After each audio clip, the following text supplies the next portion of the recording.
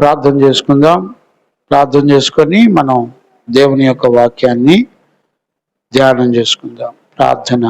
మహాపరిశుద్ధుడైన తండ్రి, ఈ శుద్ధీకరణ కూటాలు 3వ దినాన ఈ రాత్రి కాలంలో మీ శక్తి కలిగిన బలమైన వాక్కును ఆత్మను పంపి మీరు మమ్మల్ని అందరినీ మీరు దర్శిస్తున్న నీ ప్రేమ, కనికరము, కృప, దయ, జాలి కొరకై స్తోత్రాలు. 112వ కీర్తనలో నుండి అతి శ్రేష్టమైన సంగతులను మీరు మమ్మల్ని అందరినీ మీరు దర్శించి మాతో మాట్లాడుతున్న అపారమైన నీ ప్రేమను బట్టి స్తోత్రాలు.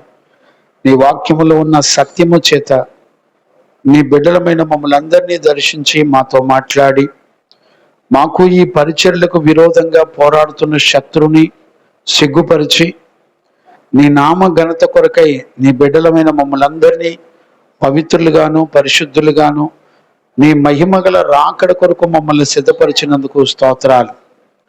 నైనా నీ చిత్తములో ఉన్న బిడ్డలందరినీ మీరు నడిపించి నీ వాక్కును ఆత్మను పంపి మమ్మల్ని అందరినీ పవిత్రపరిచినందుకు కృతజ్ఞతాస్తుతులు చెల్లిస్తూ యేసు నామములో అడిగి పొంది ఉన్నాము తండ్రి, ఆమెన్. ప్రార్థన ఆలకించి అడిగినవన్నీ పొందుకునే భాగ్యం ఇచ్చి నడిపించిన యేసయ్యకు స్తోత్రము చేయదము. స్తోత్రం స్తోత్రం స్తోత్రం స్తోత్రం స్తోత్రం. తండ్రి, కుమార, పరిశుద్ధాత్మ దేవునికి స్తోత్రము చేయదము. స్తోత్రం స్తోత్రం స్తోత్రం స్తోత్రం. ఆమెన్. మంచిది నాన్న. మనందరం కూడా పరిశుద్ధుడైన దేవుని సన్నిధిలో ఆయన స్వరాన్ని విని మనందరం కూడా ప్రభు దగ్గర నేర్చుకుంటున్నాము. ఈరోజు రాత్రి దేవుని యొక్క ఆత్మ మనందరికీ బోధించి నడిపించును గాక. ఆమెన్.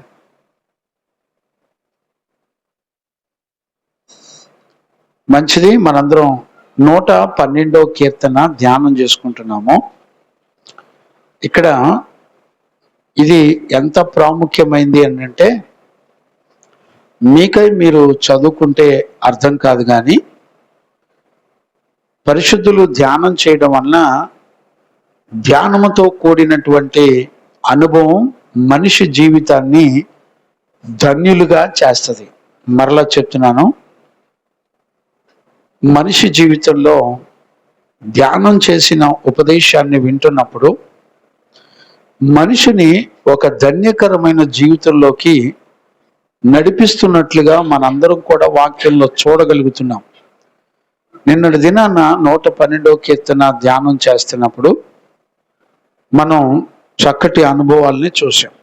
ఏంటి అనంటే, ఒక వ్యక్తి తన జీవితంలో దేవాది దేవుని దిక్కుగా చేసుకొని ఆయన మీద ఆధారపడి అన్ని విషయాల్లో ఆయన కట్టడలు ఆజ్ఞలు అన్నీ కూడా అనుసరించి నడిచిన వాని యొక్క సంతానాన్ని దేవుడు ఎంత పట్టించుకొని ఆయన వారి సంతానాల పట్ల తరతరాలు, ఒక తరం 2 తరాలు కాదండి, భూమి ఉన్నంత వరకు తరతరాలు అతని యొక్క వంశంలో పుట్టినటువంటి సంతానాన్ని ఎలా దీవిస్తున్నాడో మనం చూస్తున్నాం.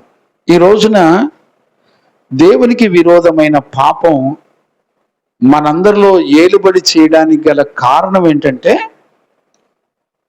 దేవుడు మనకి సరిగా అర్థం కాకపోవడం అనేది గుర్తుపట్టాలి. ఎందుకు ఆయన మనకు అర్థం కావట్లేదు ఆలోచించే వాళ్ళు ఎవరు లేరు. నేనేమంటానంటే, అసలు దేవుడు నీ కొరకు ఏం చేశాడు అనేది నీకు తెలుసా? జ్ఞప్తికి ఉంటుందా? నేనేమంటానంటే, దేవుని సంగతిలో ఒక మనిషికి తెలియచేయడం అనేది ఒక ధన్యకరమైన జీవితం అనేటువంటిది మనందరం కూడా చూడొచ్చు. అంటే దేవుని సంగతులు ఒక వ్యక్తి ఎరిగి ఉండటం వలన అతని తర్వాత వంశములు కూడా ఎలా దేవుని చేత ఆశీర్వదించబడి ధన్యులవుతారో దేవుని యొక్క వాక్యంలో మనందరం కూడా చూడొచ్చు. నేను మీ అందరికీ చెప్పేది ఏంటంటే, ప్రాణం పోతున్న మీ హృదయంలో విశ్వాసాన్ని పుట్టించే దేవుని యొక్క వాక్యాన్ని వినడానికి ప్రయత్నం చేయండి. వినటం అనేది ఒక ధన్యకరమైనటువంటి జయ జీవితానికి సంబంధించినటువంటి ఒక విశ్వాసాన్ని మనకు కలగచేస్తుంది. కనుక మనం కొంచెం ఆలోచించాలి. ఇప్పుడు నేను ఒక ప్రశ్న మిమ్మల్ని అడుగుతున్నాను. దేవుని ఆరాధించటం అంటే ఏంటో నిన్న 111వ కీర్తనలో నుంచి ఎండింగ్ వచనాలు చెప్పాను నేను. ఇప్పుడు కీర్తనల పుస్తకం అంతా కూడా మనం దేవుణ్ణి ఆరాధించాలని ఎక్కువ పుస్తకాలు చెప్తున్నాయి. ఎక్కువ కీర్తనలన్నీ కూడా దేవుణ్ణి నువ్వెందుకు ఆరాధించాలో చెప్తుంది. అంటే కీర్తనలు చదవలేదనుకోండి, నువ్వు దేవుణ్ణి ఎందుకు ఆరాధించాలి, ఎలాంటి గుణాలు లక్షణాలు కలిగి ఉండి ఆరాధించాలి అనేది నీకు తెలియదండి. చాలా మంది జీవితంలో దేవుని సంగతులు తప్ప చాలా మంది నిర్లక్ష్యంగా ఉండడాన్ని మనందరం కూడా చూడొచ్చు. నేను ఒక తండ్రిగా, దైవజనుడిగా నేను మిమ్మల్ని బ్రతిమలాడుతున్నాను. ఆరాధన వెనక మన జీవితంలో ప్రారంభించే జీవితం ఏంటో తెలిసిన భయభక్తులు. నిన్నటి దినాన మనం తెలుసుకున్నాం. ఆరాధన వెనుక మన జీవితంలో కనపడాల్సింది ఏంటంటే ఆజ్ఞలు, కట్టడలు అనుసరించడం, వాటిని ధ్యానించడం. మీరు గమనించారో లేదో, 111, 112 కీర్తనలు రెండు కూడా కవల పిల్లలు లాంటివి. 111 అంతా కూడా దేవుని స్తుతించడం వెనక దేవుని కార్యాలు ఏమి మన జీవితంలో జరుగుతాయో చెప్తుంది. 112లోకి వచ్చేప్పటికీ ఒక వ్యక్తి స్తుతిస్తూ దేవుని యందు భయభక్తులు కలిగి ఉండి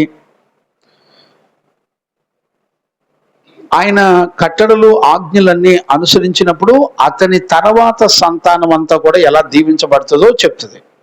అంటే నీకు స్తుతించడం తెలియకుండా నీ పిల్లల సంతానానికి దీవెనలు ఎలా వస్తాయో నీకు తెలియదండి. నువ్వు తెలుసుకోలేవు కూడా. ఈరోజు రాత్రి దేవుని లేఖనాలు వింటున్న పిల్లలు దేవుని వాక్యం యొక్క సత్యాన్ని గ్రహించాలని దైవజనుడిగా నేను మిమ్మల్ని బతిమలాడుకుంటున్నాను.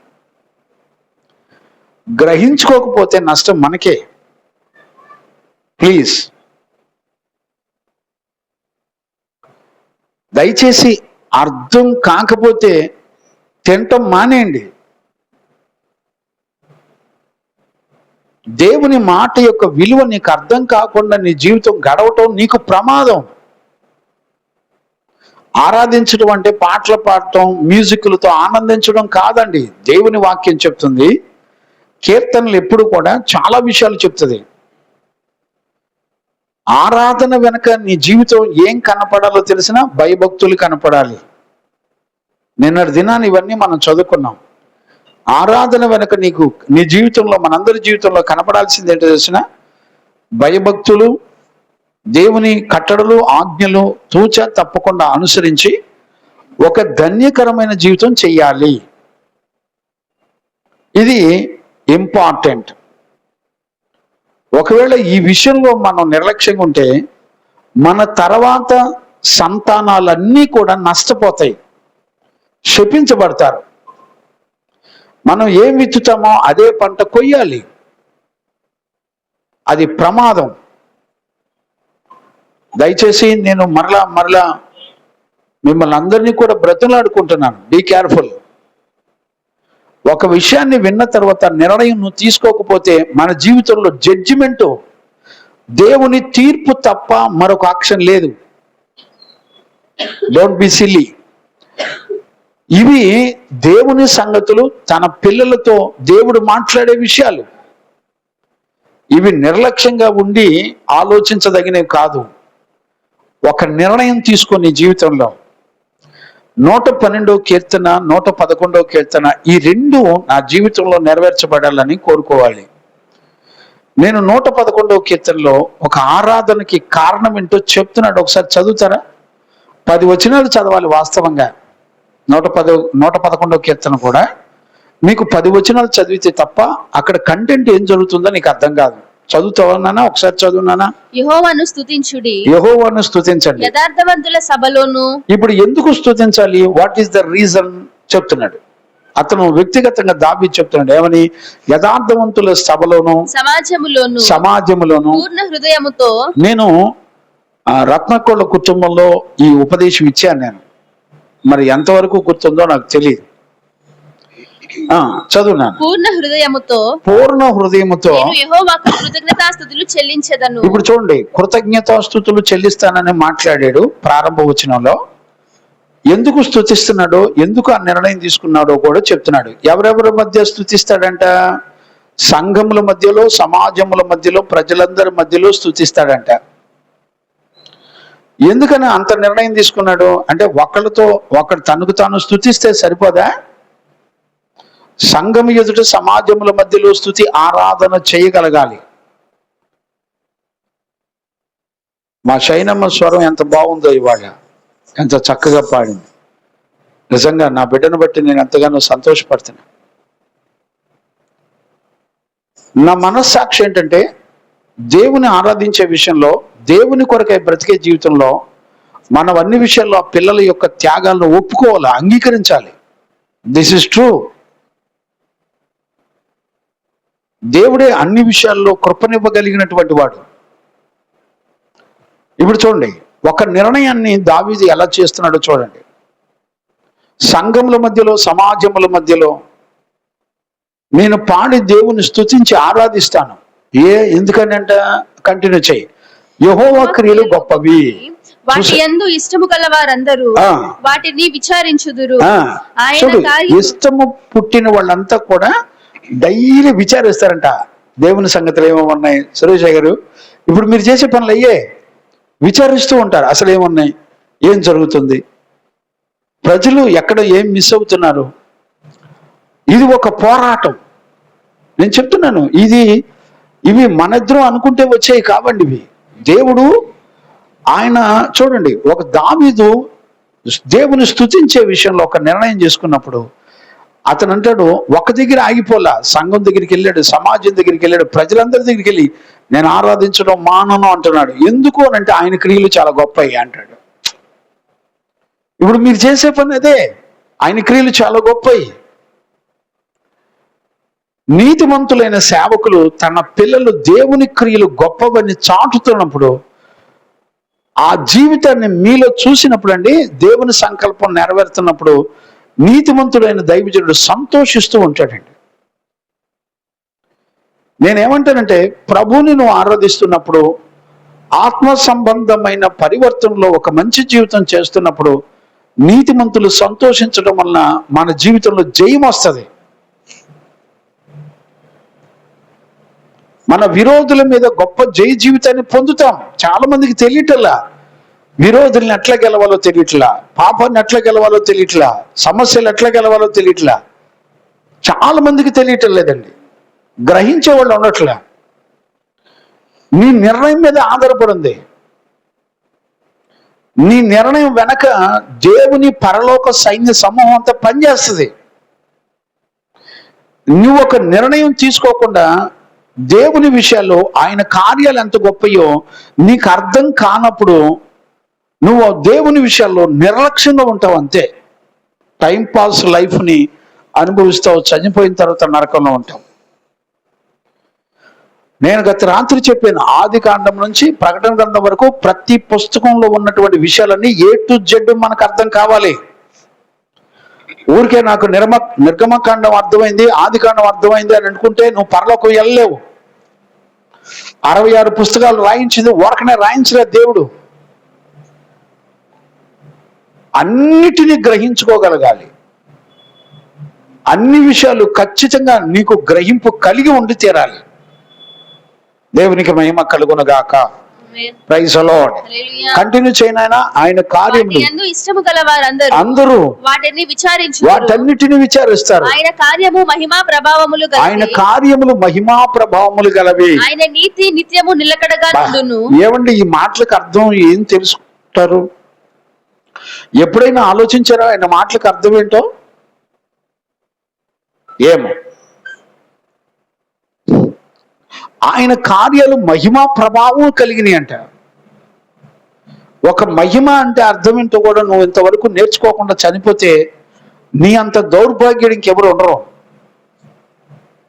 భ్రమపడం అక్కడ నేను భక్తి చేస్తున్నానని. దేవుడు నీతో మాట్లాడిన ప్రతి సంగతి నీకు అర్థమై తీరాలి. ప్రతి విషయం గ్రహించుకొని తీరాలి ఖచ్చితంగా. చూడండి, ఆయన ఆశ్చర్య కార్యములు జ్ఞాపకార్థ సూచనను నియమించి ఉన్నాడు. యెహోవా దయాదాక్షిణ్య పూర్ణుడు. యెహోవా దయాదాక్షిణ్య పూర్ణుడు. తన యందు భయభక్తులు గల వారికి. ఇప్పుడు చూడండి, తన యందు భయభక్తులు కలిగిన వారికి ఆయన ఆహారం ఇచ్చి ఉన్నాడు. ఆయన ఆహారం ఇచ్చి ఉన్నాడు. ఆయన నిత్యము తన నిబంధన జ్ఞాపకము చేసుకొనును. నిత్యము ఫర్ ఎవర్ ఎప్పటికీ ఆయన చేసిన నిబంధన జ్ఞాపకం చేసుకుంటా ఉంటాడు. ఆయన తన ప్రజలకు అన్యజనుల స్వాస్యము అప్పగించి ఉన్నాడు. తన క్రియల మహాత్యమును వారికి వెల్లడి చేసి ఉన్నాడు. ఆయన చేతి కార్యములు సత్యమైనవి, న్యాయమైనవి. ఆయన శాసనములన్నీ కూడా నమ్మదగినవి. అవి శాశ్వతముగా స్థాపింపబడి ఉన్నవి. ఇప్పుడు ఏవి స్థాపించబడి ఉన్నాయి? ఫర్ ఎవర్ ఎప్పటికీ శాశ్వతంగా స్థాపించబడ్డాయి అన్ని ఏంటి? దేవుని యొక్క వాక్యం, ఆయన ఆజ్ఞలు, కట్టడలు. అందుకనే శాశ్వతమైనవి, సత్యముతోనూ యథార్థతతోనూ అవి చేయబడి. చూడండి, సత్యము యథార్థత రెండు కలిపి చేయబడ్డాయి అంట. ఆయన నీతి న్యాయాలన్నీ కూడా, ఆజ్ఞలు, కట్టడలు, శాసనములన్నీ కూడా నమ్మదగినవి అంట. నమ్మకమైన వాటిని వదిలిపెట్టి మన జీవితం మొత్తం ఆ ఫోన్లు చుట్టే సరిపోతుంది. ఆయుష్కాలం మొత్తం, లేకపోతే మనుషుల చుట్టూ, లేకపోతే ప్రజల చుట్టూ.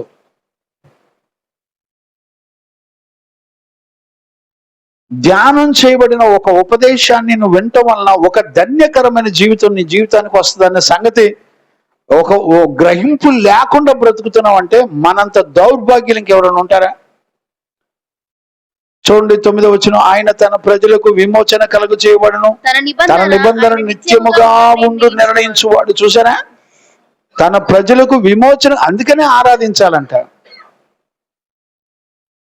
ఆరాధించటం వెనక ఆయన చెప్తున్నాడు కదా, ఆయన నామం పరిశుద్ధమైనది, పూజింపదగినది. యెహోవా యందు భయభక్తులు కలిగి ఉండుట జ్ఞానమునకు మూలము. ఆయన శాస్త్రములు అనుసరించి వారు మంచి వివేకము గలవారు. ఆయన నిత్యము ఆయనకు నిత్యము స్తోత్రము కలుగుతున్నది. ఎప్పుడు నీ జీవితంలో నిత్యము స్తోత్రం కలుగుతుంది? ఆయన సత్యమైనవి, ఆయన కార్యాలు సత్యమైనవి, న్యాయమైనవి, శాస్త్రములు నమ్మదగినవి, శాశ్వతమైనవిగా స్థాపించబడి ఉన్నాయి. సత్యముతోనూ యథార్థతతోనూ అవి చేయబడ్డాయి. ఒక్కొక్క మాట గురించి నువ్వు ధ్యానం చేయడానికి టైం ఉందండి నీకు? నిజంగా నీకు టైం ఉంటే భూమండలం మీద చరస్థిరాస్తులు సంపాదించుకో. నీ జీవితంలో ఏం సంపాదించుకుంటావు తెలిసిన? నీతి న్యాయములు, ఆయన కట్టడల ఆజ్ఞలు అనుసరించి నడవడం నేర్చుకుంటావు. అవి నిత్యమైనవి, అవి సత్యమైనవి. ఎప్పుడూ దేవుని సంగతులతోనే నీ ఆయుష్కాలం గడిచిపోతూ ఉండాలి. అవి న్యాయమైనవి. ఏండి?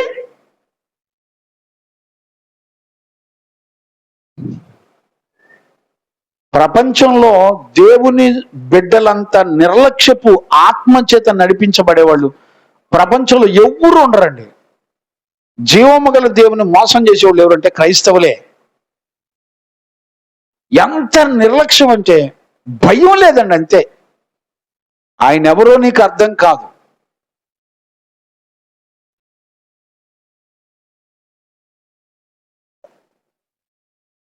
దేవుని స్తుతించడానికి నేను ఎందుకు స్తుతించాలి? కారణాలు చెప్తున్నారండి. ఆయన విమోచకుడు అని చెప్తున్నాడు. ఆయన నిత్య నిర్ణయం చేసేవాడు అని చెప్తున్నాడు. ఆయన పరిశుద్ధుడు, పూజింపదగిన వాడు. ఎంతవరకు ఏం ఆలోచిస్తారో నాకు అర్థం కాదు. 107 కీర్తనలో కూడా చూడండి అన్న, 107 మొదటి వచనం చదువు. ఎందుకు స్తుతించాలో కారణం అంటే చెప్తాడు. యెహోవా దయాళుడు. ఇప్పుడు చూడండి, యెహోవా దయాళుడు, ఆయనకు కృతజ్ఞతాస్తుతులు చెల్లించుడి, ఆ, ఆయన కృప నిత్యముండును. ఇప్పుడు చూడండి, నువ్వెందుకు స్తుతించాలో తెలిసిన ఆయన దయాళుడు. 108 కీర్తనలో కూడా 3-4 వచనాలు చదువునానా.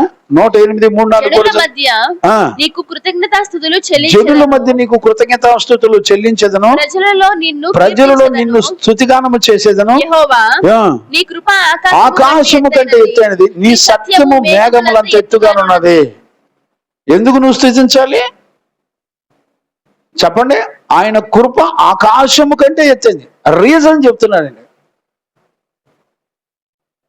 ఇప్పుడు నేనేమంటానంటే, ఆయన కృప ఎంత ఉన్నతమైందో నువ్వు ఎరుగుంటే నీ జీవితంలో దేవునితో సంబంధం, రిలేషన్స్ ఒక్క పూట కూడా నువ్వు విడిచిపెట్టుకోలేవు. ఎప్పుడు చూడు వాక్యము, ప్రార్థన, వాక్యము, పరిశుద్ధుల సహవాసం, సమయం దొరికినప్పుడల్లా నువ్వు ఖర్చు పెడతా ఉంటావు. ఈ రోజున అన్నిటికంటే చులకనగా చూసేది ఏంటో తెలిసిన, దేవుని సన్నిధి. ఆయన నీకు అర్థం కాడు, అంతే, అర్థం కాట్లా. మన జీవితంలో ఆయన వాక్యం అర్థం కాలేదని ఏడ్చిన కన్నీళ్లు ఎక్కడన్నా ఉన్నాయండి? చూపించండి నాకు. ఆయన అర్థం కాలేదని కన్నీరు గార్చిన దాఖలాలు ఉన్నాయా? దేవుని వాక్యం అర్థం కాలేదని ఆలోచించే వాళ్ళు ఎవరు లేరు. నేనేమంటానంటే 112 కీర్తనలో 7 ఆశీర్వాదాలు ఉన్నాయి. ఒక్క వ్యక్తి కనుక సరెండర్ అయితే దేవుడు తన పిల్లల సంతానాలకు ఇచ్చే ఆశీర్వాదాలు ఎన్నండి, ఇన్ని అన్ని కాదండి. చూడండి, నాకు సమయం సరిపోదు కనుక నేను ముందుకెళ్లాల్సి వస్తుంది. 112 కీర్తనలోకి వచ్చానా, మొదటి వచనం చదువు. యెహోవాను స్తుతించుడి, స్తుతించండి, యెహోవా యందు భయభక్తులు గలవాడు, భయభక్తులు కలిగినటువంటి వాడు, ఆయన ఆజ్ఞలను బట్టి అధికముగా ఆనందించువాడు ధన్యుడు. చూసారండి, ఎవరు ధన్యుడు? వాక్యము ధ్యానించువాడు ధన్యుడు, ఆయన కట్టడలు, ఆజ్ఞలు అనుసరించేవాడు ధన్యులు. నువ్వు బీటెక్ చదువు, డాక్టర్ చదువు, గాడిద గుడ్డు చదువు, నువ్వు ఏం చదివినా నువ్వు చచ్చిన తర్వాత నరకంలో ఉండడానికి తప్ప దేనికి ఉపయోగపడదు. నీ చెత్త చదువు. ధర్మశాస్త్రాన్ని, నీకు దేవుని మాటలు, వాక్కులు, అందులో నీకు జీవమునిచ్చాడు. నీకు కావలసిన సర్వ సమృద్ధి, నీ పిల్లల సంతానాలకు కావలసిన సర్వ సమృద్ధి మొత్తం దేవునికి ఇచ్చాడు. ఆయన ఏం మాట్లాడాడో ఆయన మాటలు నీకు అర్థమైతే చాలు. అబ్రహాము తన ఇంటి వారిని, తన ఆస్తిని, బంధువులు, చుట్టాలు, ఊరిని, గ్రామాన్ని మొత్తాన్ని వదిలిపెట్టేశాడు అంతే. దేవుడు అన్నాడు, నీ జనమే నా జనం, నిన్ను ద్వేషించినట్టు నన్ను ద్వేషించినట్టు అన్నాడండి. భూమి ఉన్నంత వరకు నీ సింహాసనం స్థాపిస్తానన్నాడు. ఆయన పిల్లల సంతానాన్ని ఎవరిని విడిచిపెట్టలా. కొత్త నిబంధనలో యేసుక్రీస్తు సంఘంలో కొత్త నిబంధనలో ఏమని చెప్పాడు? నువ్వు అబ్రహాము కుమారుడు అని మాట్లాడాడు. ఏండి, ఒక నీతికి దేవుడిచ్చే విలువ ఏంటి అర్థమైందండి? ఒక సత్యానికి దేవుడిచ్చే విలువ అర్థమైందండి? దేవుని ఆరాధించే ఒక జీవితం, నీ జీవితంలో దేవుని ఆరాధించే ఒక జీవితం కనబడితే దానికి దేవుడిచ్చే విలువ ఏంటో తెలుసా? నువ్వు లేఖనాలను నమ్మవు. నువ్వు దేన్ని నమ్ముతావో, ఈ లోకంలో నువ్వు దేని కొరకు కష్టపడతావో దానికి విలువలన్నీ నమ్ముతావు.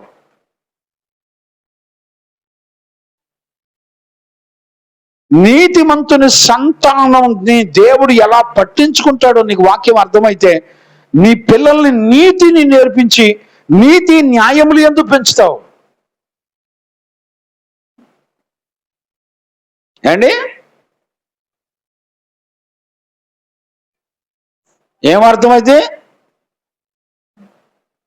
మిమ్మల్ని చూసి దుఃఖపడడం తప్ప ఏమి లేదు.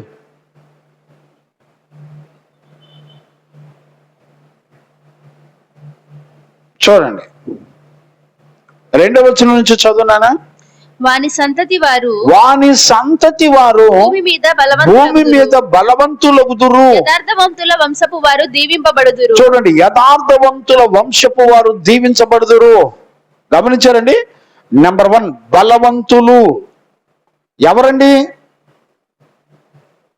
ఎవరైతే దేవుని మీద ఆనుకొని బ్రతుకుతారో వాళ్ళ పిల్లల సంతానం అంట బలవంతులు అని రాశారు. బలవంతులు అని అంటే ఈ లోకంలో అందరికంటే జ్ఞానం కలిగి ఉంటారు, షార్ప్గా ఉంటారు, తెలివిగా ఉంటారు, వివేకంతో ఉంటారు, జ్ఞానం కలిగి ఉంటారు. ఎక్కడ మా శబ్దాలు?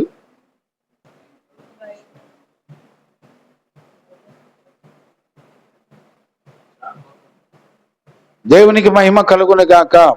Praise the Lord. ఈరోజు రాత్రి నీ భవిష్యత్తు గురించిన దేవుని సంకల్పం ఏముందో చూశారండి లేఖనాలు? నా పిల్లలు, నా సంతానం, నా మనవల సంతానం, ఒక దేవుని పిల్లలు సంతానము బలవంతులుగా ఉంటారట. జ్ఞానంలో బలవంతులు, తెలివిలో బలం. వాళ్ళని ఓవర్ క్రాస్ చేసి ఎవడు వెళ్ళాడు. నిన్నటి దినాన ఈ మాటలు మనం చదువుకున్నాం. ఇది మొదటి విషయం. రెండవ విషయం చూడండి. రెండవ విషయం వచ్చేపాటికి 3వ వచనం చదువునానా? కలిమియు సంపదయు. ఇది రెండవ విషయం. ఇప్పుడు నీతిమంతుల సంతానంలో వాళ్ళ కుటుంబాల్లో ఏముంటాయి తెలిసిన? కలిమి అంటే ఏంటి ఏమండి? కలిమి అంటే సమృద్ధి అని అర్థం. అన్నిటిలో సమృద్ధిగా ఉంటారంటండి. వాళ్ళకి ఏది తక్కువ కాదంట, ఏది కావాలంటే అది వచ్చేస్తుంది. సమృద్ధిగా ఉంటారట. గమనించారా? ఇది రెండవ ఆశీర్వాదం. ఇప్పుడు చూడండి, 3వ ఆశీర్వాదం చూడండి, కిందకి వెళ్ళినా. వాని ఇంట నుండును వాని నీతి నిత్యము నిలుచును. ఇది 3వ ఆశీర్వాదం. నీతి వాళ్ళ కుటుంబాల్లో నీతి అంట ఎల్లప్పుడూ స్థిరంగా ఉంటుందంట, నిత్యము నిలిచి ఉంటుందంట, ఫర్ ఎవర్. మీ కుటుంబాల్లో ఎవరైనా అది నీతిమంతుల కుటుంబం అనేవాళ్ళు ఉన్నారంటే ఇది 3వది. 4వది చూడండి, కంటిన్యూ చేయనా? యథార్థవంతులకు చీకటిలో వెలుగు పుట్టును, వారి కటాక్షమును. ఇప్పుడు చూడండి, ఇది 4వది ఆశీర్వాదం. యథార్థవంతులకు చీకటి ఎందుకు? ఏమండి? యథార్థవంతులే కదా. చీకటి ఎందుకు? చీకటి ఎందుకండి? యథార్థవంతుల జీవితంలో చీకటి యుద్ధాలు జరుగుతాయి, శ్రమలు ఉంటాయి, నిందలు ఉంటాయి, అవమానాలు ఉంటాయి. ఒక వ్యక్తి యథార్థమైన జీవితం చేస్తే అతనితో ఈ లోక సంబంధమైన అనేకమైనవి వారితో పోరాడతాయి. అందుకు అలాంటి వాళ్ళకంటే ఏమంటున్నాడు? చీకటిలో వెలుగు పుట్టుద్దట. చుట్టూ చీకటి ఉంటుంది, కానీ వాళ్ళ జీవితాలు అనేకులను వెలుగుస్తూనే ఉంటది. దేవుని వెలుగు వాళ్ళ చుట్టూ ప్రకాశిస్తూనే ఉంటది. ఇది 4వది. 5వది ఏంటో చెప్పనా? చదువునానా? వారు కటాక్షమును వాత్సల్యతయు నీతియు గలవారు. గమనించారన్నా? చీకటిలో వెలుగు పుట్టింది. వారు కటాక్షమును, వాత్సల్యత, నీతి 3 కలిగి ఉంటారంటే. చీకటిలో వెలుగు పుట్టే వాళ్ళు ఏమేం కలిగి ఉంటారో తెలిసిన? వాళ్ళు దేవుని కటాక్షాన్ని పొందుతారట, వాడు వాత్సల్యత చూపిస్తారట, నీతి గలవారుగా ఉంటారట. 3 రకాల ఆశీర్వాదాలు ఉంటాయండి వాళ్ళలో. ఏం ధ్యానించాలండి నాకు అర్థం కావట్లేదు. ఏం అర్థమవుతుంది? మీ ప్రాంతంలో ఈ వచనాలు ఎత్తి, నేను, నా కుటుంబం, నా పిల్లలు కటాక్షము, నీ కటాక్షము చేత ఇతరులకు వాత్సల్యత చూపించే జీవితం చేత నీతి గలవారమై మేము బ్రతకాలని ఎప్పుడన్నా ప్రార్థన చేస్తారా? ఇట్లాంటి వచనాలు ఎత్తిపట్టి ప్రార్థన చేయరండి. ఎప్పుడు చూడండి, దీవించు, దించు, దించు. ఏం దించాలి?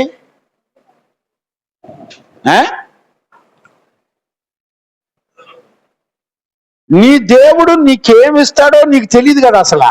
నీ సంతానానికి ఏమిస్తాడు, నీ పిల్లల పిల్లల వంశాలకి దేవుని ఆశీర్వాదాలు ఏమి సిద్ధపరిచి ఉంచాడు. ఎప్పుడైనా ఆశ కలిగి అడిగావు? ఎప్పుడైనా? అసలు నీకు తెలియదు కదా ఏ ఆశీర్వాదాలు నీకు నీ పిల్లల సంతానాలకి వంశాలకి దాచిపెట్టి ఉంచాడో నీకు తెలుసా? నీ ఆయుష్కాలం మొత్తం నీ ఊహలో ఈ భూ సంబంధమైన ఆలోచనలు, భూ సంబంధమైన ఉద్యోగాలు, భూ సంబంధమైన జ్ఞానం, భూ సంబంధమైన చదువులు, చెత్త చెదారం, తెలివితేటలు, ఆడు అట్టబోయాడు, ఆడు అమెరికా వెళ్ళాడు, ఈడు లండన్ వెళ్ళాడు, చెత్త మోక. నీకేం తెలుసు దేవుని జ్ఞానం? 3 రోజులు శుద్ధీకరణ కోటాలు ఉంటాయి, బల్లారాధన ఉంటుంది. ఏండి స్టేట్స్ నుంచి వచ్చారు, వెంటనే ఓళ్ళకి వెళ్ళిపోవటమే.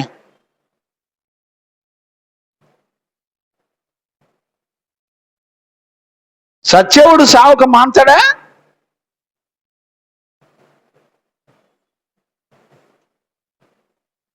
ఎవరిని ఏమనలేకపోతున్నామండి. ఎవరికైనా శ్రమ ఉంటే నువ్వు మందిరావరణలోకి వచ్చి మందిరంలో కూర్చొని ఏడు.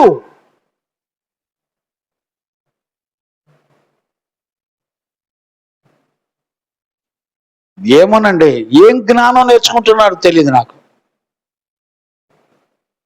యథార్థవంతులు చీకట్లోనంటే వాళ్ళకి వెలుగు పుట్టిందంట. యథార్థవంతులు ఏముంటుందంటే ఆయన కటాక్షం ఎప్పుడు ఉంటుందంట.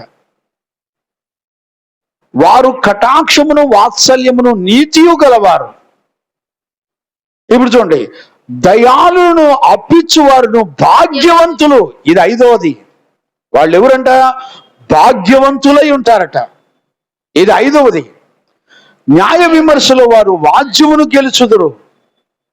వాళ్ళకి ఏ సమస్యలు వచ్చినా చట్టంలో నుంచి వాళ్ళు చక్కగా గెలుస్తారట. అట్టి వారు ఎల్లప్పుడూ కదిలింపబడరు. ఇప్పుడు చూడండి, ఇప్పుడు 6, 7, 8 వచనాల్లో ఏముంటదంటే 6వ లక్షణం ఉంటదండి. వాళ్ళు ఎల్లప్పుడూ స్థిరంగా ఉంటారంట, కదిలించబడరంట, నిత్యము స్థిరంగా ఉంటారంట. ఈ మాటలు ఉంటాయండి ఈ 6, 7, 8 వచనాల్లో. ఏ మాట ఎత్తినా వాళ్ళు స్థిరంగా ఉంటారు, భయం లేకుండా ఉంటారు, స్థిరంగా నిశ్చయముగా అని ఉంటుంది, ఎల్లప్పుడూ అని ఉంటుంది. ఆ మాటలకు అర్థం తెలుసండి? చదవండి 6వది. వారు స్థిరులై ఉంటారట, ఎప్పుడు చూసినా కదలకుండా స్థిరంగా ఉంటారట. ఇది 6వ లక్షణం. నీతిమంతులు 6వ వచనం చదువునా? నీతిమంతులు నిత్యము జ్ఞాపకంలో ఉందరు, హృదయము యెహోవాను ఆశ్రయించి స్థిరముగా నుండును. ఇప్పుడు చూడండి, వాళ్ళకున్నటువంటి హృదయం అంట యెహోవాను ఆశ్రయించి స్థిరంగా ఉంటదంట. ఎవడు బెదిరింపులకు బెదరదాం. చదువునానే. వాడు దుర్వార్తకు జడియడు, వాడి మనస్సు స్థిరముగా ఉండును. తమ శత్రువుల విషయమై నెరవేరు వరకు వాడు భయపడడు. వాడు దాతృత్వము కలిగి బీదలకిచ్చును. వాని నీతి నిత్యము నిలుచును. గమనించారండి? అతని యొక్క నీతి ఎప్పటికీ నిత్యము నిలిచి ఉంటదంట. వాని కొమ్ము ఘనత నొంది హెచ్చింపబడును. 7వది, కొమ్ము హెచ్చిస్తాడట. కొమ్ము అంటే ఏంటి? అధికారము, లేకపోతే పవర్, బలం, జ్ఞానం. అతన్ని దేవుడు హెచ్చిస్తాడంటండి. ఇవి 7 ఆశీర్వాదాలండి. ఎవరికి? ఒక్క వ్యక్తి దేవుని మీద దిక్కుగా చేసుకొని బ్రతికితే అతని సంతానాలు, వంశాలు, పిల్లల మొత్తం వాళ్ళ బిడ్డల సంతానానికి దేవుడిచ్చే ఆశీర్వాదాలండి ఇవి. 7 ఆశీర్వాదాలు. 7 ఆశీర్వాదాలు ఒక్క వ్యక్తి తన జీవితంలో దేవుని మీద సంపూర్ణంగా అనుకుంటే చాలండి. అతని వంశాలు తర్వాత దేవుడు ఎలా ఆశీర్వదిస్తాడో చూడండి. ఇలాంటి ఆశీర్వాదాల్లో నేను నా పిల్లలు బ్రతకాలని కోరుకునేవాడు ఎవడు లేడండి. అలాంటి నిర్ణయం తీసుకునేవాడు ఎవడు లేడు. ఈ రోజున మన బతుకంతా ఎక్కడ తేలిపోతుందో చెప్పనా? ఏమి లేదండి.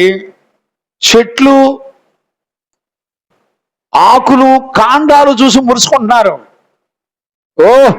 చెట్టు పచ్చగా ఉందో సూపరు, తినటానికి ఉండటానికి ఇంటికి బంగ్లాలు కార్లు అన్ని సెట్ అయిపోయినాయి, దేవుడు కృపతో ఉంచాడు అనుకుంటున్నారు. ఎన్ని సంవత్సరాలకి బుద్ధి జ్ఞానం వస్తుందో నాకు తెలీదు. దేవుని స్వరాన్ని వింటున్నప్పుడు ఏ నిర్ణయం చేసుకోవాలో, దేని మీద ఆధారపడాలో మనకెప్పుడు బుద్ధి జ్ఞానం వస్తుందో దేవునికే తెలియాలి.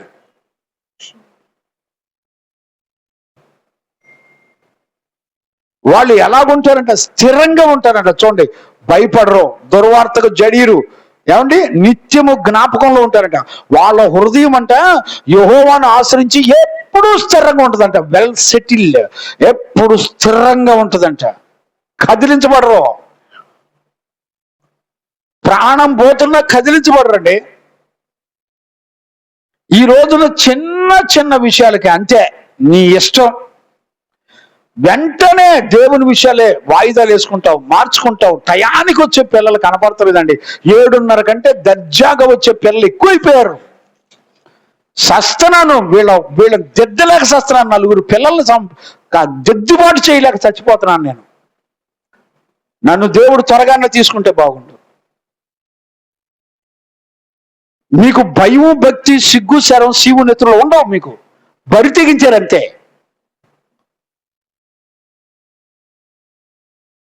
మళ్ళీ బస్సులకో ట్రైన్లకు వెళ్ళమను, ఉద్యోగాలకు వెళ్ళమను, టెన్షన్గా బయలుదేరుతావు. భయం లేదు నీకు.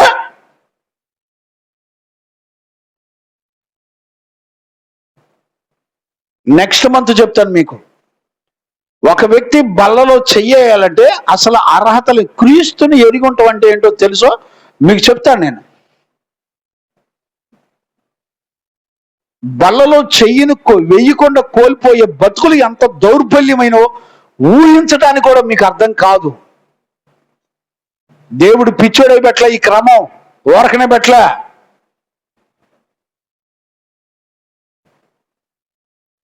ఆశమాశాలు అనుకుంటున్నారా?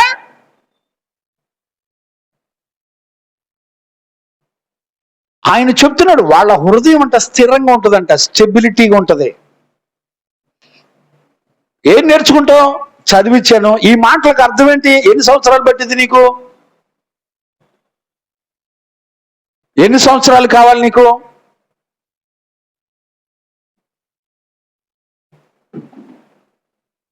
ఎవరిని ఏమనకూడదు.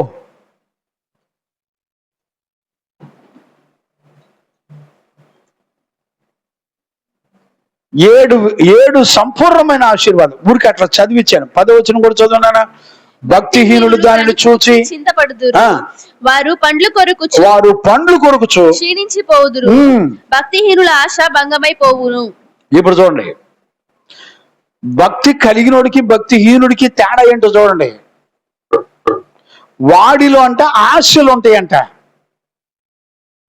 ఏం ఆశలు? నువ్వు ఎక్కడ మోసగించబడతావు తెలిసిన? దేవుని కార్యాల్లో నీకెందుకు శ్రద్ధ లేదో తెలిసిన?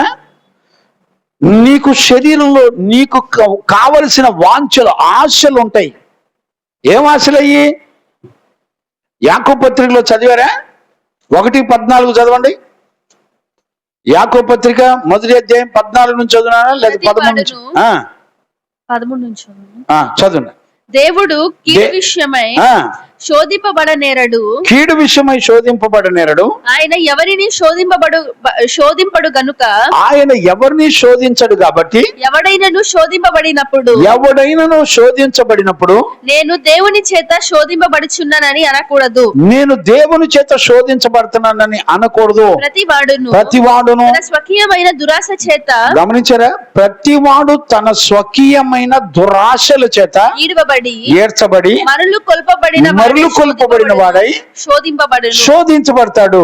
దురాశ గర్భము ధరించి. ఇప్పుడు చూడండి, దురాశకు ముందర ఏం జరుగుతుంది? ఇప్పుడు నీ మనసులో ఏముంటుంది తెలిసిన? దేవుని వలన శోధించబడుతున్నట్టు ఉంటది. నీ స్వనీతిని బట్టి నువ్వు శోధించబడుతున్నావని, నీ సొంత ఆలోచన బట్టి నువ్వు శోధించబడుతున్నావని నీ మనస్సాక్షికి అర్థం కాకుండా పుట్టిస్తాడు నీలో ఆశలు. ఇప్పుడు మందిరానికి వెళుతూ చక్కగా మేకప్ వేసుకొని, పూలు అలంకరించుకొని, ఏంటి వెండి బంగారాలు అలంకరించుకొని సోకులతో తయారయ్యి దర్జాగా పెడతావు. నీకు అసలు మనస్సాక్షే లేదు. ఎక్కడ ఎలాంటి ప్రవర్తనలు కలిగి ఉండాలో నీకు అసలు భయమో భక్తి లేదు. నీకు బల్లిచ్చేవాడెవడో నాకు అర్థం కావట్లే.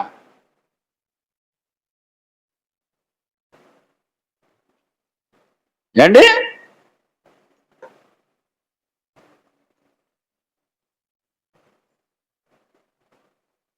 ఎవరిని ఏమనలేకపోతున్నానండి. దేవునికి మహిమ కలుగును గాక. Praise the lord. హల్లెలూయా. 7 ఆశీర్వాదాల్లో నేను టకటక 2 విషయాలు టకటక చెప్పేసి నేను ముగిస్తాను. చూడండి నాన్న, 7 ఆశీర్వాదాల్లో ఒకటి బలవంతులై ఉంటారు. రెండవది కలిమియు సంపద, అంటే సంపదే, కలిమియు సంపద కలిగి వాళ్ళు ఉంటారు. మీరు చూడండి, అబ్రహాము గాని, యేసేపు గాని, యోబు గాని ఎంత ధనవంతులు చెప్పండి.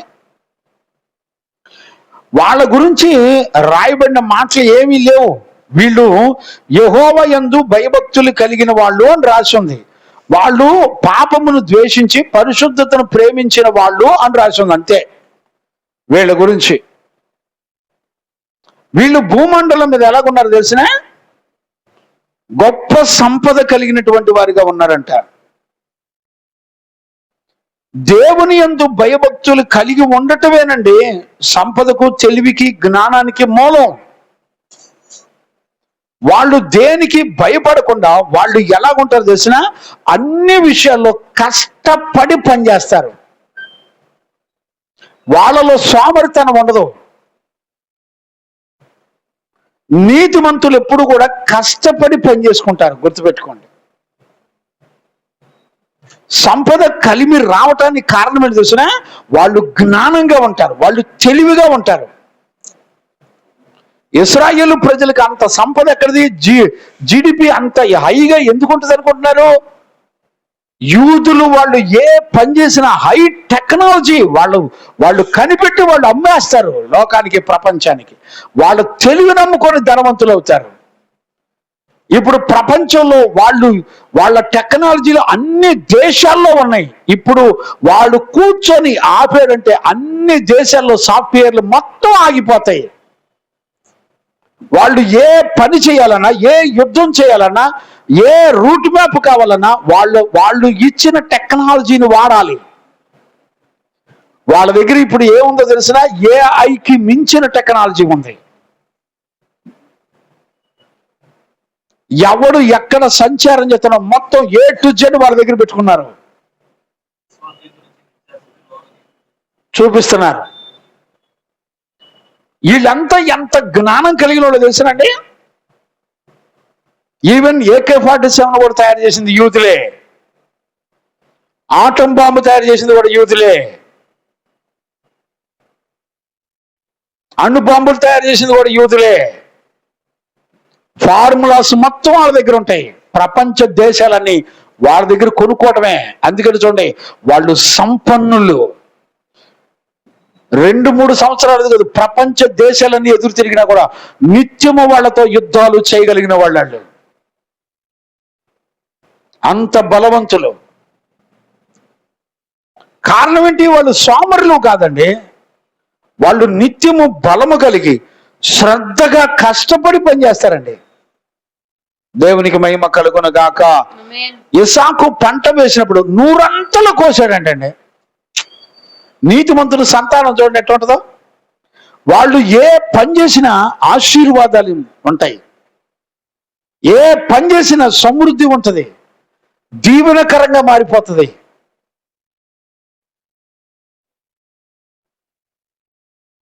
ఇసాకు పంటలు వేసినప్పుడు సమృద్ధి 100 కోసాడంట. ఇసాకు ఎండిపోయిన బావులను తవ్వడం మొదలు పెడితే జీవజలపు ఓటలు వచ్చేసినాయి బావుల్లో నుంచి. పంటలు పండడానికి కావలసిన సమృద్ధి వచ్చేసింది. ఈరోజు నీ ఇంట్లో నీ భక్తిని బట్టి, నీ విశ్వాసాన్ని బట్టి సమృద్ధి ఉందండి.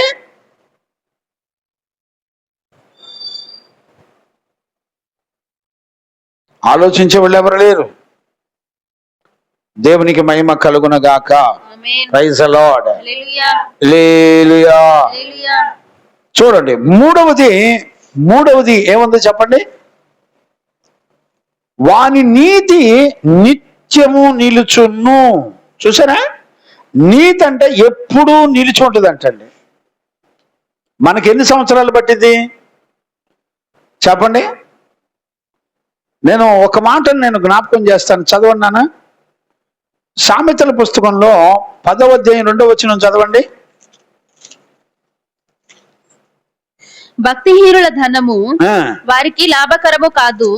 భక్తిహీనుడి యొక్క ధనము ఉన్నా కూడా వాడికి లాభకరం కాదు.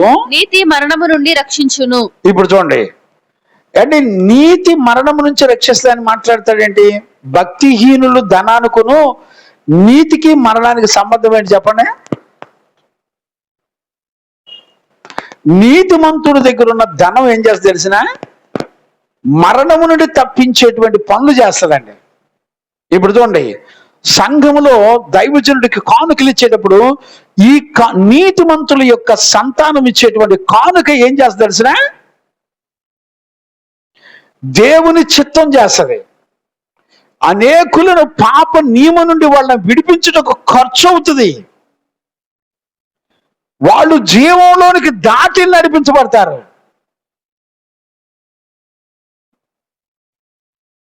చూసారు ఎప్పుడన్నా? దేవునికి మహిమ కలుగును గాక. Praise the lord. హల్లెలూయా. చూడండి నాన్న, ఆ 2వ కొరింథీ పుస్తకంలో 9వ అధ్యాయము 8 నుంచి చదవండి నాన్న. మరియు అన్నిటి యందు ఎల్లప్పుడును మీలో మీరు సర్వ సమృద్ధి గలవారై. ఇప్పుడు చూడండి, అన్నిటి యందు ఎల్లప్పుడూ అంట. మనకు ఆ భాష అర్థమైందండి? ఏంటి ఆ శబ్దం?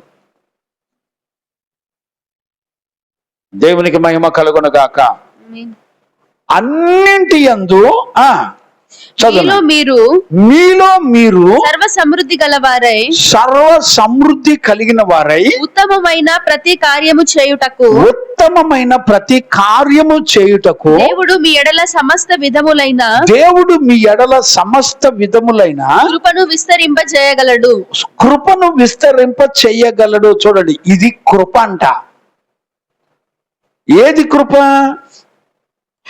అన్నింటి యందు ఎల్లప్పుడూ మీలో మీరు సమృద్ధి గలవారమై ఉత్తమమైన కార్యములు. ఉత్తమమైన కార్యములు అంటే ఏంటి? దేవుడు సిద్ధపరిచిన కార్యములు. ఇప్పుడు చూడండి, నశించిపోతున్న ఆత్మల కొరకు మీటింగ్లు పెట్టామనుకోండి, మందిరంలో వస్తువులు కొన్నామనుకోండి, దేని కొరకు ఇవన్నీ? దేని కొరకండి? మీ ఎడల దేవుడు మీ ఎడల సమస్త విధములైన కృప విస్తరింప చేయగలడు. అర్థమైందండి? ఇందు విషయమై అతడు వెదజల్లి దరిద్రులకిచ్చెను, అతని నీతి నిరంతరము నిలుచును. ఇప్పుడు చూడండి, ఈ మాట ఎక్కడది? ఈ మాట ఎక్కడదండి? అతని నీతి నిరంతరం నిలుచున్నదనే మాట ఎక్కడది? 112వ కీర్తనలో 3వ వచనంలో చదువుకున్న మాట అది. వాని నీతి నిత్యము నిలుచును. ఇప్పుడు ఈ మాట తీసుకొచ్చే కొరింథీ సంఘానికి ఎవరు చెప్పారు? అపోస్తలుడైన పౌలు చెప్తున్నాడు. మీకు దేవుని కృప ద్వారా మీకు కావలసిన సర్వ సమృద్ధి అంతా కూడా దేవుడు ఇచ్చేస్తాడు.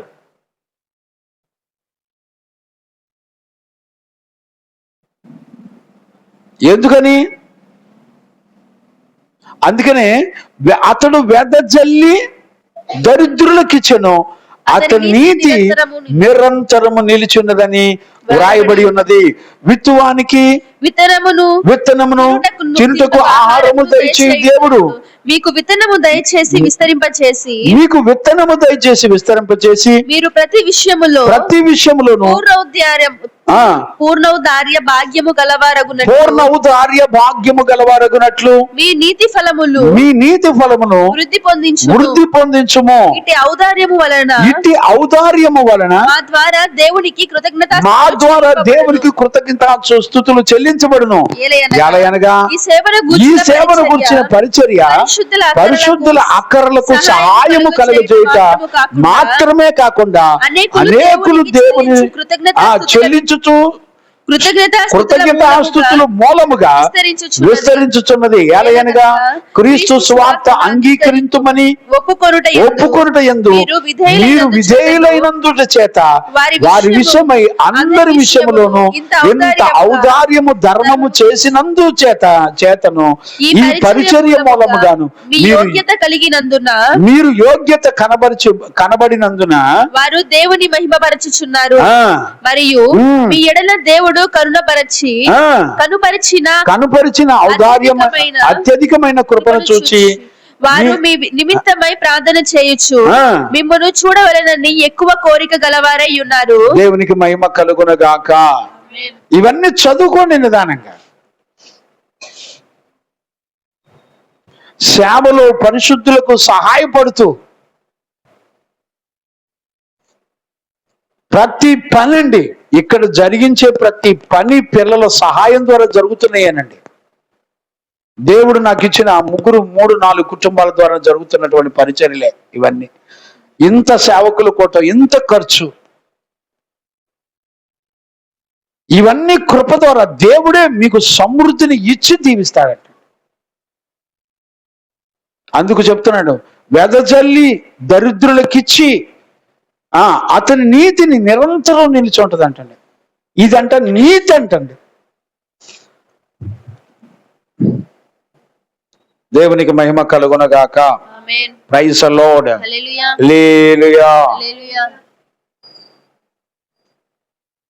నాలుగోది చదవన్నానా? యథార్థవంతులకు, చూడండి, యథార్థవంతులకు చీకటిలో వెలుగు పుట్టును వారు కటాక్షమును వాత్సల్యతయు నీతియు గలవారు. చూడండి, వాళ్ళ దగ్గర అంటే ఎప్పుడు చూసినా నీతి, కటాక్షము, వాత్సల్యము ఎప్పుడు ఉంటాయంట. ఆ మాటలకు అర్థం ఏంటో మీరు ధ్యానించండి. నాకు అప్పుడే 10 to 9 అయిపోయింది. ఇంతవరకు అసలు ఎందులోకి ఎక్కడికి వెళ్ళా. ఎప్పటికి అయిపోతాయి నాకు, నేను ఎప్పుడు నేర్పాలి మీకు? దేవునికి మహిమ కలుగునగాక. Praise the lord. యథార్థవంతులంట చీకటిలో. ఎందుకు చీకటి వస్తుంది యథార్థవంతుల దగ్గరికి? ఏండి, చీకటి వస్తుంది, పోరాడుతుంది. కానీ చీకటిలోనంట దేవుడు అంటాడు వెలుగు పుట్టిస్తాడంట. దేవునికి మహిమ కలుగునగాక. Praise the lord. లెమ్ము తేజరిల్లుము అన్నట్టు ఎక్కడది? యెషయా పుస్తకంలో 60వ అధ్యాయంలోనా? 61 60 అనుకుంటానా? 60 61 60 చూడండి నాన్న.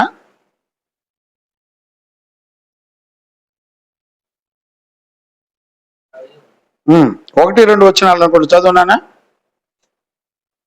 60వ అధ్యాయం చదువునా. నీకు వెలుగు వచ్చి ఉన్నది, లెమ్ము తేజరిల్లుము, యెహోవా మహిమ నీ మీద ఉదయించెను. చూడుము, భూమిని చీకటి కమ్ముచున్నది, భూమి మీద చీకటి కమ్ముచున్నది, కటిక చీకటి జనులను కమ్ముచున్నది, యెహోవా నీ మీద ఉదయించుచున్నాడు. చూసారా, భూమి మొత్తం చీకటి కమ్ముతుంటే యెహోవా అంటే నీ మీద ఉదయిస్తాడంటండి. ఆయన మహిమ నీ మీద కనబడుచున్నది. ఆయన మహిమ నీ మీద కనబడుతుంది. ఇప్పుడు 111 ఏం చదివాం? ఆయన మహిమ, ఆయన కార్యాలు, ఆయన మహిమ కలిగినవి అని రాయబడింది. ఇప్పుడు మహిమ అంటే ఏంటి?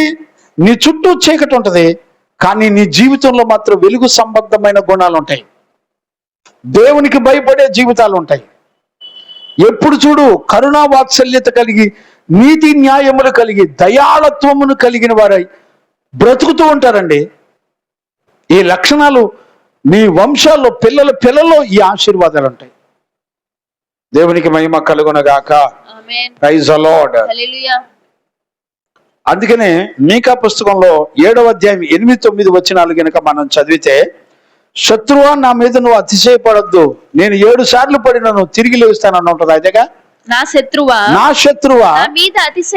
అతిశయింపవద్దు. నా శత్రువా, నా మీద నువ్వు అతిశయించమాక. నేను క్రింద పడినను, తిరిగి లేతును. నేను తిరిగి లెగుస్తాను. నేను అంధకారమందు కూర్చున్నను, యెహోవా నాకు వెలుగుగా నుండును. నేను యెహోవా దృష్టికి పాపము చేసి తిని గనుక ఆయన నా పక్షముగా వ్యాజ్యమాడి నా పక్షమున న్యాయము తీర్చు వరకు నేను ఆయన కోపాగ్నిని సహింతును. దేవునికి మహిమ కలుగును గాక. Praise the lord. హల్లెలూయా. శత్రుకి ఏం భయపడరంటండి. ఎంత శ్రేష్టమైన విషయాలండి. ఏమో చదువునాను. ఐదవది ఏంటి? దయాళుడు. దయాళులను అప్పించువారును భాగ్యవంతులై ఉంటారంటండి. న్యాయ విమర్శలో వారి వ్యాజ్యము గెలుచును. న్యాయ విమర్శలు వచ్చినప్పుడు వాళ్ళ వాజ్యం గెలుస్తుంది. ఇవన్నీ ఎంత శ్రేష్టమైనటువంటి విషయాలు చెప్పండి. భాగ్యవంతులై ఉంటారంట. ఆ ఎదుటి వాళ్ళకి అప్పించే వాళ్ళుగా, సహాయం చేసే వాళ్ళుగా ఉంటారంట. అటివారు ఎల్లప్పుడూ కదిలింపబడరు. చూడండి, ఎల్లప్పుడూ కదిలించబడరంట. ఈరోజు ఒకలాగా, నిన్న ఒకలాగా, ఒక నెల కరువు, ఒక నెల అప్పులు, ఒక నెల వడ్డీలు, ఒక నెల కష్టం, ఒక నెల అనారోగ్యం, ఒక నెల రకరకాలుగా ఎన్ని వచ్చినా కూడా వాళ్ళు ఎక్కడా కూడా కదిలించబడరంట. దేవునికి మహిమ కలుగునుగాక. మౌత్ కదులుతుందమ్మా, చూడు, అక్కడి నుంచి వస్తుంది శబ్దం. దేవునికి మహిమ కలుగునుగాక. Praise the Lord. చూడండి వాళ్ళు ఎలాగుంటారంటే, చదవండి నాన్న 37వ కీర్తన 21 చదవండి నాన్న. 37వ కీర్తన 21 చదవండి.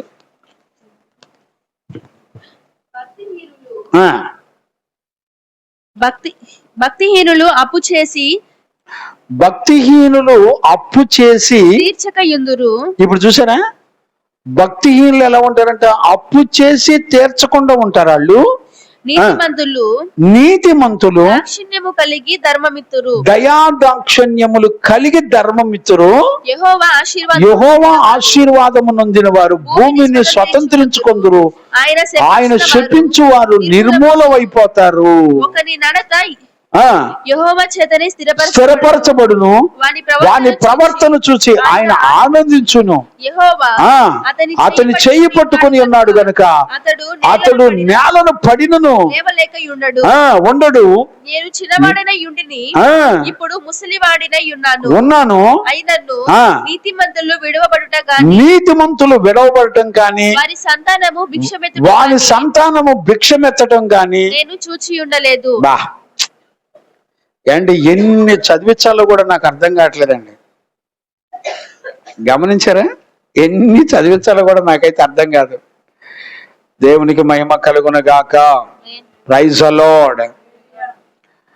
నిజంగా అండి, ఎంత భాగ్యవంతులు అంటే వాళ్ళు, అంత భాగ్యవంతులండి. ఇక్కడే 19-17 కూడా చదవచ్చు నాన్న. 19-17 సామెతల్లో నాన్న. సామెతల్లో 19-17 బీదలను కనికరించువాడు. ఇప్పుడు చూడండి 19-17 బీదలను కనికరించువాడు యెహోవాకు అప్పించువాడు. ఇప్పుడు చూడండి, నువ్వు కనికరించి బీదల కొరకు వెదజల్లుతుంటే, నీతిమంతుల పరిచర్య విషయాల్లో వెదజల్లుతూ ఉంటే, అదంటే బీదలకు అప్పిచ్చువారై ఉన్నారట. వాని ఉపకారమునకు ఆయన ప్రత్యుపకారము చేయును. అట్టి ఉపకారమునకు ఆయన ప్రత్యుపకారము చెయ్యకుండా మానడో. దేవునికి మహిమ కలుగునుగాక. Praise the lord. హల్లెలూయా. దేవునికి మహిమ కలుగునుగాక. మీరు చదువుతారా? లూకాసు వార్త 6:38 కూడా చూస్తే ఏముంటదంటే, మీరు క్షమించండి, మీరు క్షమించబడతారు.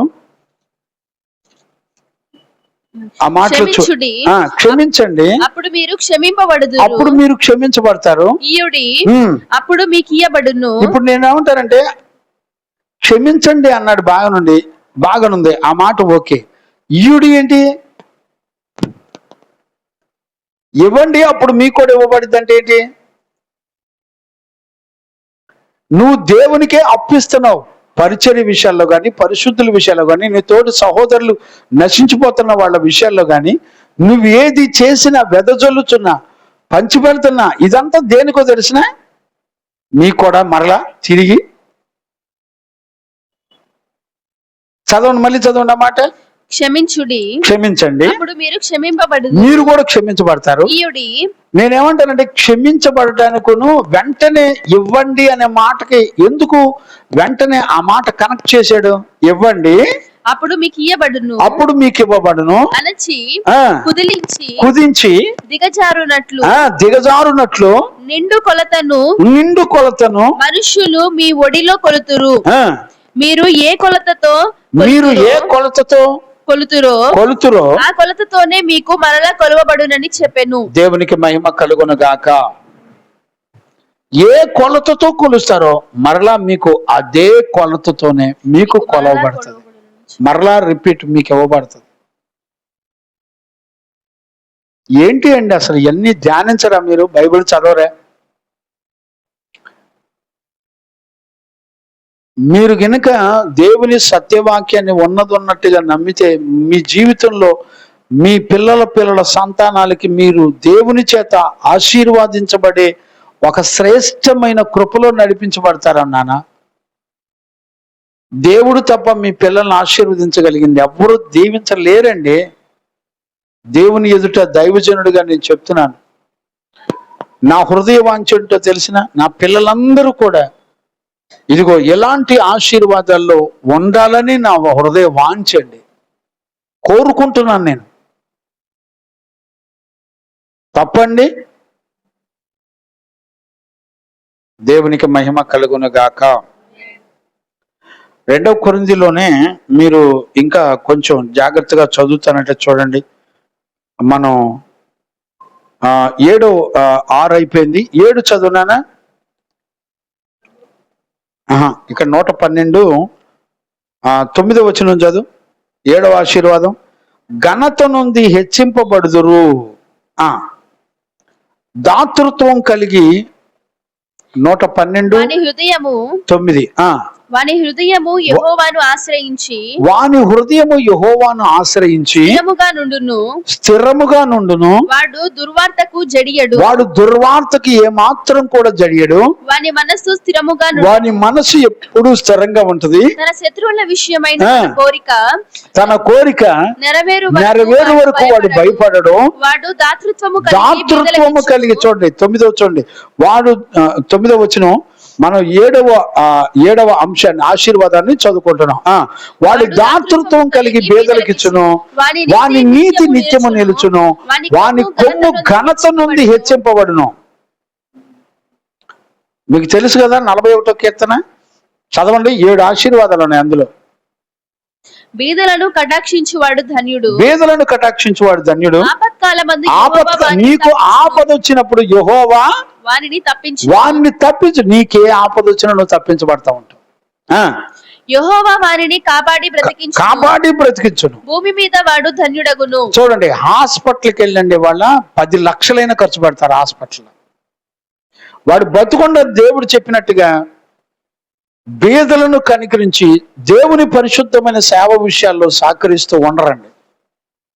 మీరెన్నన్నా చెప్పండి, ఈ మట్టి శరీరానికి దేవుని యందు విశ్వాసం ఉంచి స్వస్థత పొంది, విడుదల పొంది, ప్రభువు వలన స్వస్థత పొందే వాళ్ళు లేరండి. ఆయన ఏమంటే, నువ్వు బేదలకు ఇస్తే, బేదలు ఎవరెవరు భూమండలం మీద? ప్రతిష్ఠితులైన అపోస్తులు బేదలు.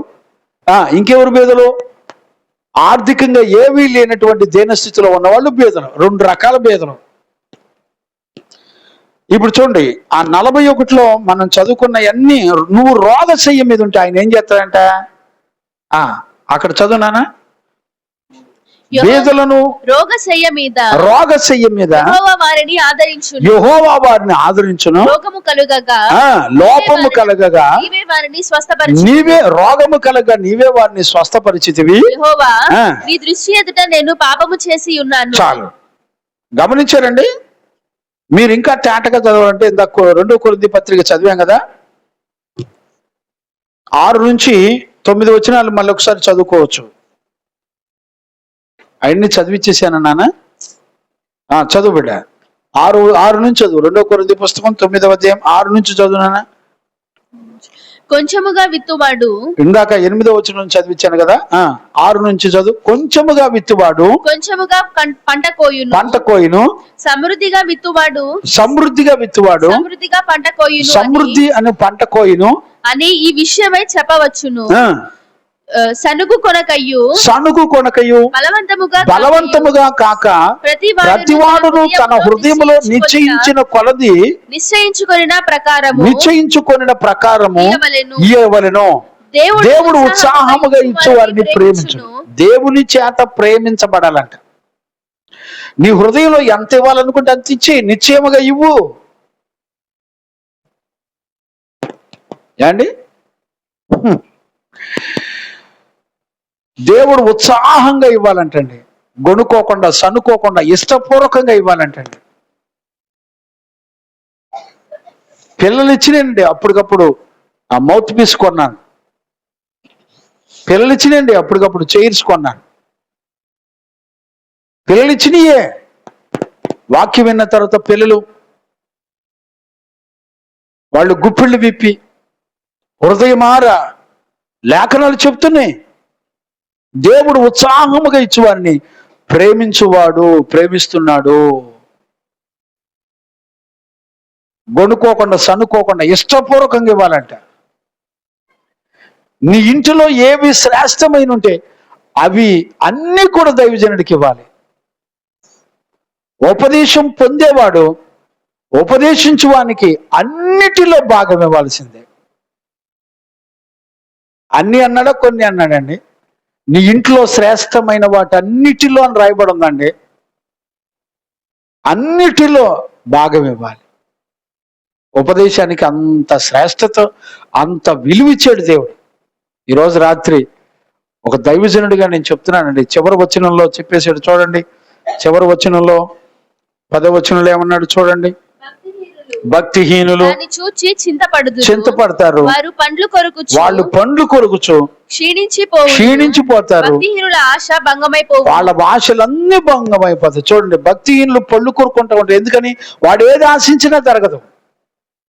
అన్ని రివర్స్లో జరుగుతూ ఉంటాయి. బాధపడుతూ ఉంటారు, పళ్ళు కొరుకుతూ ఉంటారు. ఇదంతా ఎవరిలో నడుస్తుంది? భక్తిహీనుల్లో నడుస్తుంది. అందుకనే తీర్పు రోజున మత్తయి సువార్తలో రాస్తాడు, మీరు చదవండి, మీకు అన్ని తెలిసిందే. 25-46 వచనం చదువునానే నేను ముగిస్తున్నాను. 25వ అధ్యాయము 46వ వచనం చదువు. అన్ని చదివించట్లేదే. మీరు నిత్య శిక్షకును నీతిమంతులు నిత్య జీవమునకును పోవుదురు. ఎందుకు?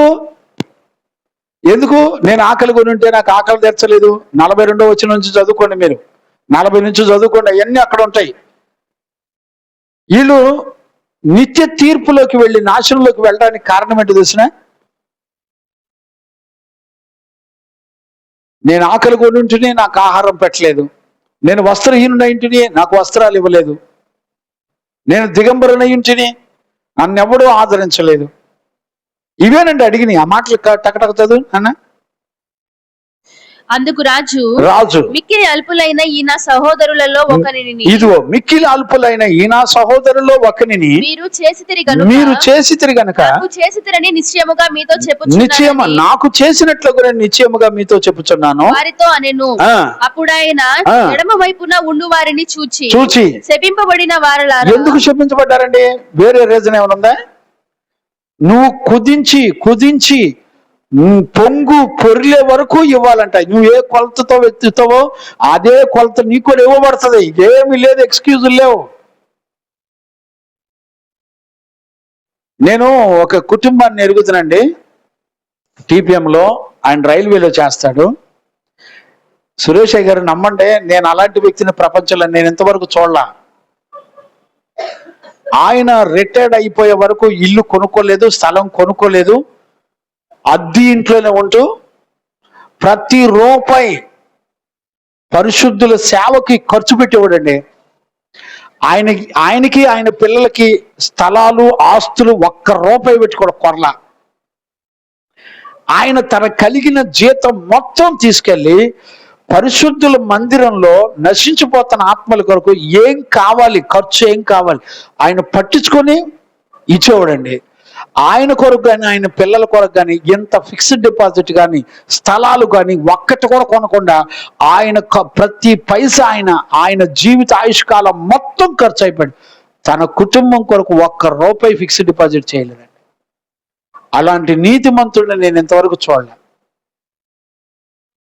నేను ధైర్యంగా చెప్పగలను, నాకు కలిగిన మొత్తం పంచిపెట్టాను సురేష్ అయ్య గారు. గుండె మీద చేసుకొని ధైర్యంగా చెప్పగలను, నా కష్టం నా కలిగిన మొత్తం పంచిపెట్టేశాను. అమ్మ దగ్గర మొత్తం ఏ టు జెడ్, వెండి బంగారాలు అవసరాలు మొత్తం A to Z clean sweep. నేను వాక్యం చెప్పిన తర్వాత మీలాంటి పిల్లలు ఇచ్చే కానుకలతోనే బ్రతుకుతున్నానండి ఈ 15 సంవత్సరాల నుంచి.